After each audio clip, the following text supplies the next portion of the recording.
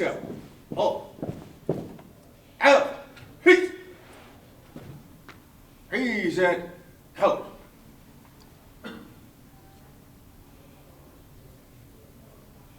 I pledge allegiance to the flag of the United States of America and to the republic for which it stands, one nation, under God, indivisible, with liberty and justice for all.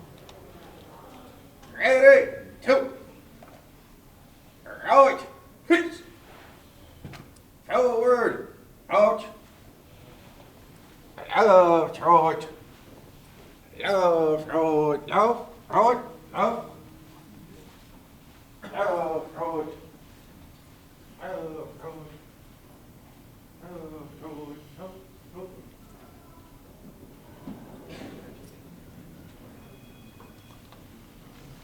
Okay, be seated. Let's see, where's my mic?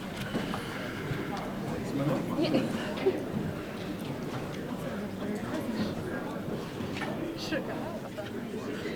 Greetings, everyone. I am Irving Slosberg. I'm chairman of Dori Saves Lives. And first off, I'd like to welcome all the driver's education teachers throughout the state. You know, you're critical. You're critical. You're on the front lines of teaching our young drivers how to drive. And this is a very, very difficult job. It's sort of like pouring a quart bottle into a pint. It's information overflow. On the other hand, they could kill us. They could kill themselves. I mean, this is like this is like a very, very admirable job. And we at Dori Saves Lives appreciate your cooperation and appreciate your hard work. And this is all about recognizing the driver's ed teachers, the road safety community, the Sheriff's Office of Palm Beach County, the school resource officers, and they're the ones who give out the information to our children. And they're passing around the road safety information all the time. And we really appreciate the Palm Beach County School District school resource officers and all the resource officers in the state and all law enforcement in the state, including the Highway Patrol. And so now I would like to introduce our mayor, Scott Singer. Scott would like to welcome everyone. He's the mayor of Boca Raton, and we are in Boca Raton. Thank you. Good morning, everyone. I'm Mayor Scott Singer, and I'm grateful you're here at Boca Raton because what you do has an impact statewide, but we're glad that our city can host this conference again this year. Your work is so essential to saving lives, not only for our students, but for anyone on the roads. Here at the city of Boca Raton, we've expanded our police department. We've added more officers. We actually have more officers on the street than we haven't had in years. We've been fortunate to be able to do that. And that also allows us to pay attention to greater issues like speeding, road safety. We were one of the first cities to support legislation by the younger Representative Slosberg to make texting while driving a primary offense, and glad that legislation's in place because it's been helpful for everyone's efforts. But you're on the front lines every day educating our students and everyone in our community. So thank you for your efforts and thank you for being here. Thank you, Mr. Mayor. Now we have the chairman of our school board, Frank Barbieri. Frank? Good morning, everyone. On behalf of the school board and the school district, I welcome all of you to our Safe Schools Institute. And I thank especially the driver's ed teachers that are here. My grandson, who's 15 years old, has now got his permit. And my biggest fear is, you know, these kids, him and his sisters, are constantly on this thing. And I've told him how important it is that he puts that phone away when he gets in the car. It shouldn't even be within his reach because these kids have grown up on these devices. And if it beeps or rings or anything, the kids pick it up. So I'm trying to teach him. We have about 185,000 kids in our schools. We graduate about 12,000 a year, which means there's probably about 12,000 15-year-olds that are sophomore freshmen now that will be hitting our roads here soon.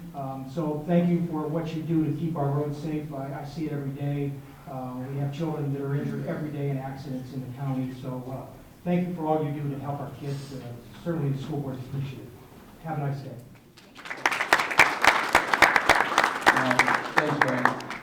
Now the keynote speaker was supposed to be my daughter, Emily Slosberg, who's the current representative.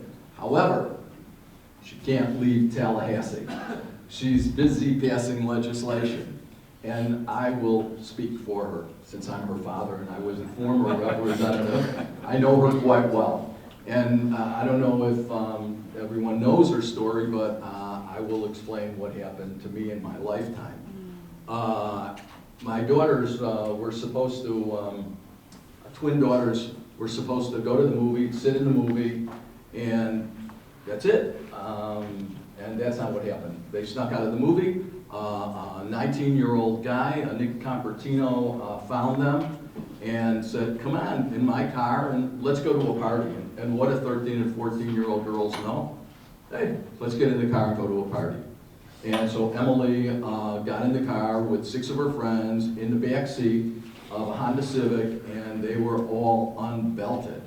And the driver, instead of going to a party, he decided to go 110 miles an hour on Palmetto here in Boca. And next thing you know, he hit another car, ladies coming home from the movie, and the back seat, 7 kids, they all flew out of the car, no seatbelts, 5 kids dead, including my daughter Dori, and another girl is a quadriplegic, and then Emily, who is the current representative who's not here today, she had to stay in the hospital for a month. She was on a respirator. She almost died. But the end result is physically she finally recovered from all of her surgeries, but mentally she'll never be the same because she lost her twin sister. I mean, these kids, believe me, I was with them day and night, as much as I could be with them, and it was like, sometimes, what are you doing here, Daddy? You know, like they just wanted to be by themselves all the time, and they just dressed alike, they went to the same school, they went here in Palm Beach County, and you know, one day you wake up and boom, your life has changed. And it was, I'll never forget the day. I went to the Delray Hospital here, and if it wasn't for Delray Hospital, law enforcement, Boca PD, and Palm Beach County Police, and fire and rescue from Palm Beach County and from Boca Raton, they rushed my daughter to the hospital. They got her there in 15 minutes, and without their great help, the first responders, she wouldn't be alive today. But fortunately, she is alive. And her job now is, she ran for election, and this wasn't, you know, Daddy says this or that or the other thing. She only won by 2 or 3 percentage points, and she's in Tallahassee working for us. And last year, she passed the no texting law. And so currently, there's, everybody has these little like postcards, enlarged postcards that we give out in Palm Beach County schools through the school resource officers and the principals. And if you could take it back to your school district and we can pass these cards out, we can get you these cards within 4 to 6 weeks. Last 2 weeks ago, through the offices of Frank Kitzero, he's the school resource officer, he's the chief.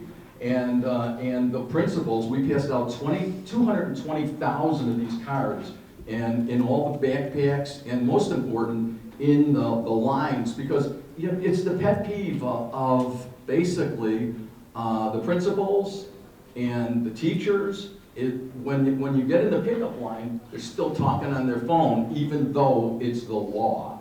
And so this is an education process. Because of the fact that police can only stop 1 in 200 or 300 cars. So when you get home, we gave you some of the enlarged postcards. If you can ask your school district to pass them out, it would be great, because we got to get the message into these kids. And the reason I'm talking about this is my daughter Emily, who is the representative who is now in Tallahassee, she's the one who passed this law. in the first place last year. She sponsored, it was a bipartisan legislation. It was Senator Simpson in the Senate, and then in the House it was Representative Slosberg, my daughter, and Representative Jackie Toledo from Tampa. And now we got something on the books, but it's only hands-free in school zones and hands-free in construction zones, and it's no texting throughout the state. And so, and another thing that people don't know is law enforcement can't ask you for your phone. And another thing is GPS. You can use your GPS. And it could be a fine up to $160. So on this information card that you're trying to get into your school district, it explains everything very well. And now, so Emily, oh, by the way, Emily is also the sponsor of a bus bill that is running through the Florida House of Representatives, that she just passed it out probably a couple of days ago. Anybody here from Pasco County? Okay. Well, she passed it out with a representative from Pasco County, Representative Zika, and herself. And what it does, there's a problem with school buses. And the problem is when they put the arm down on the school bus, drivers go around the left side, go around the right side, and you can't believe how many times this happens. So anyway, so Emily's legislation that passed the House of Representatives last week is about doubling the fine for school buses and license suspensions. So like, you know, you're gonna pay a fine that's double, and you could potentially get your license suspended. So this is gonna stop a lot of people from going around the school buses. And right now, the final stop is it's gotta be passed in the Florida Senate today. The vote is gonna be on this bill today. And then if it goes through the Senate today, it's gonna become the law of the land. So Emily, the reason she couldn't be here is she's up working in Tallahassee, doing her job. So anyway, so now I'd like to show everyone a video, and this video is seen by probably 250,000 students in the state of Florida as part of their curriculum. And basically, it's all about me and Emily interviewing Carly when Carly was incarcerated. And what we're going to do is we're going to show you the video, and then afterwards we're going to have questions and answers for our panel here. And they're basically all convicted felons. And we're going to open it up to anybody on the floor who wants to ask any questions. And also, in case anyone wants the Dori Saves Lives and our team to come out to your schools, Dori Saves Lives is going to pay for it, and we'll be glad to do it. And the reason is because, you know, they can change behavior. They understand what it's like to be in jail, and they understand what one mistake can mean. And, you know, it's one thing listening to law enforcement, or listening to me, or listening, but it's another thing to listen to someone who's a convicted felon, who's been in jail. And they know it's not fun at all.